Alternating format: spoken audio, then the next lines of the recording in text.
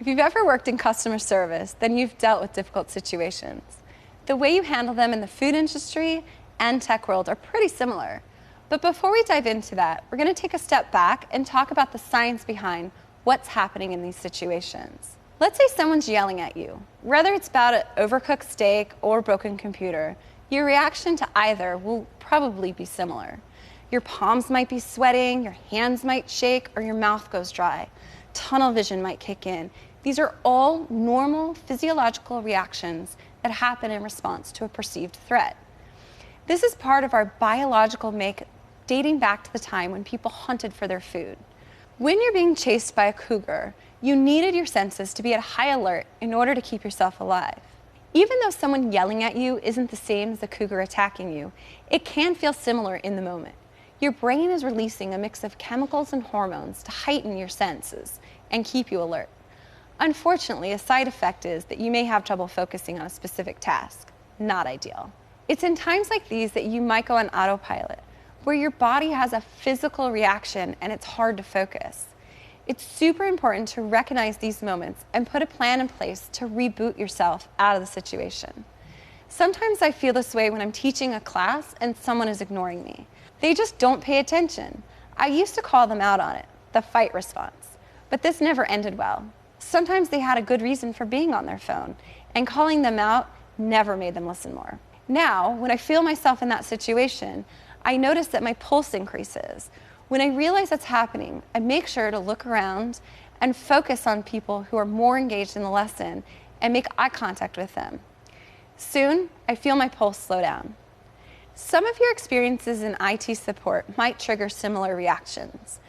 Once you've identified this reboot action, write it down. Remember, your brain isn't always working well in the heat of the moment, so it helps to have something to remind you what to do. It could be anything from squeezing a stress ball to looking away to taking a deep breath. The first couple of times, it may not work, so give it time. When you have a difficult situation, take a moment to think about what went wrong. How are you feeling? What was your reaction? Why did you raise your voice? After a while, it becomes second nature to catch yourself and de-escalate the situation. To really hold yourself accountable, tell a coworker what you're trying to do. Give them a recap of the interaction and ask them for their feedback on the interaction. You might get some great tips. But here's the bad news. Things aren't over once you get yourself back on track. That's when the hard work starts. Every situation is different, and you'll learn the best strategies from experience and peer feedback. To get you started, I'll run through some tried and true techniques. Keep in mind that it's fine if you don't get these right the first time. It takes practice, reflection, and feedback to really nail it, so don't give up. The hardest and arguably the best technique is to identify where the interaction went wrong in the moment and redirect the conversation. This is really tough because it means remaining calm enough to objectively look at the interaction and understand what could have caused it to escalate. At first, try this once the interaction is over.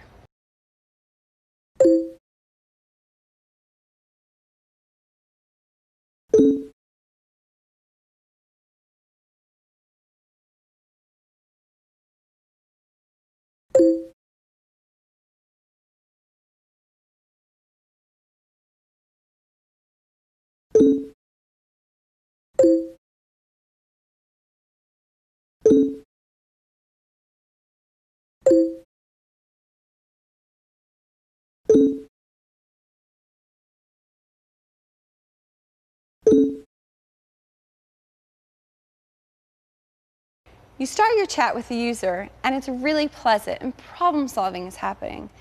Then suddenly the tone turns dark. What caused it? Where was the misstep? Looking back, you might notice that the user didn't understand the question about what happens when he tries to sync his phone. And the tech just kept repeating it. The user gets annoyed and then starts typing in all caps, a clear sign they're irritated. In this case, the cause seems obvious. If the user didn't understand the question, then they probably got frustrated when the same question was asked over and over. If the IT support specialist had noticed this, they could have reframed the question and broken it down further.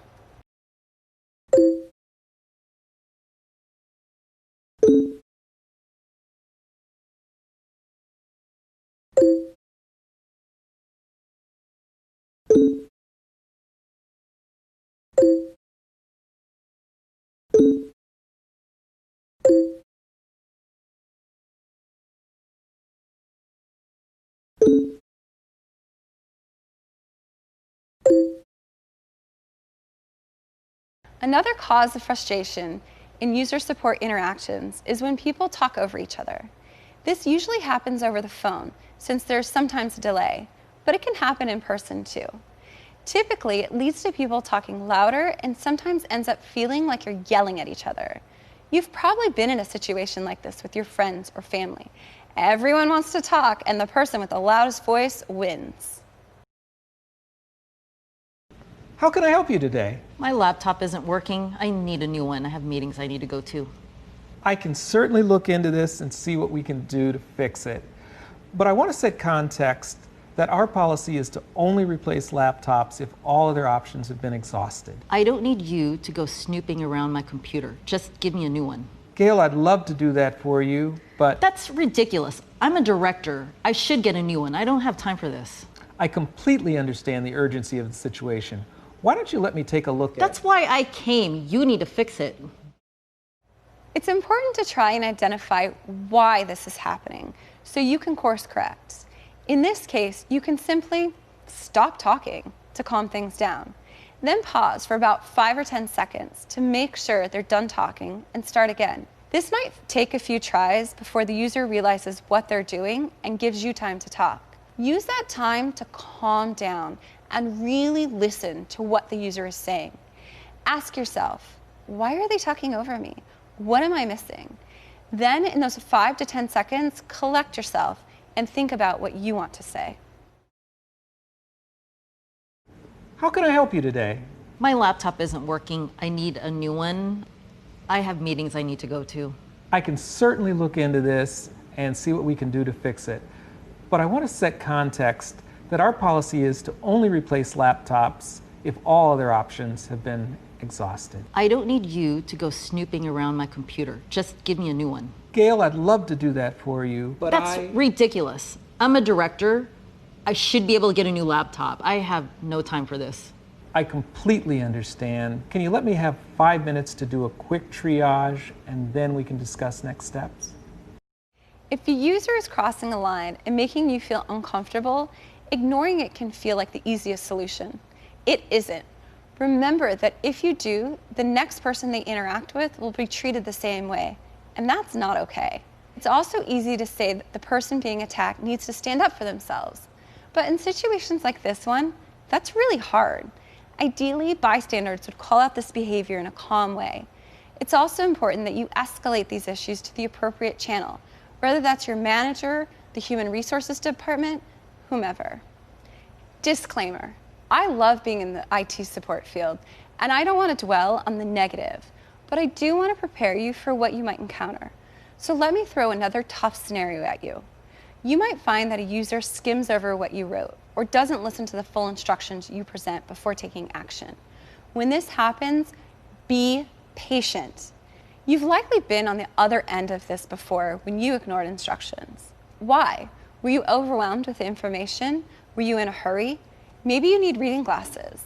Whatever the case might be, the best tactic is to break these steps down into smaller, more digestible pieces for the user. If you sent them an article that they didn't finish reading, ask where specifically in the documentation they're having issues so that you don't have to bore them with the parts they already know. Sometimes you'll come across someone wanting to bend a policy or push back on an established process. Take this as a sign to look deeper into the situation.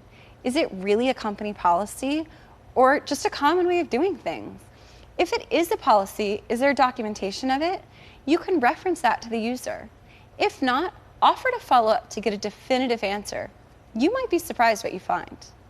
The takeaway here is that it's important to try to see things from other people's point of view.